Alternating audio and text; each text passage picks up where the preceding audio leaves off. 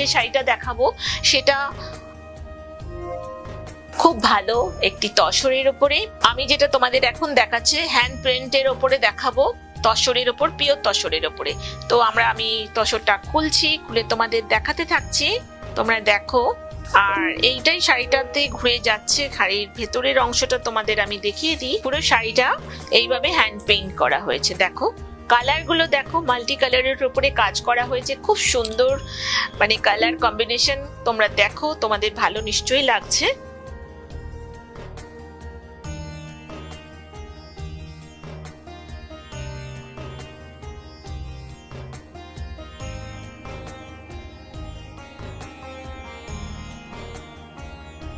আর এইটা হচ্ছে আঁচলের দিক, আর এটা হচ্ছে তোমাদের ব্লাউজ পিস।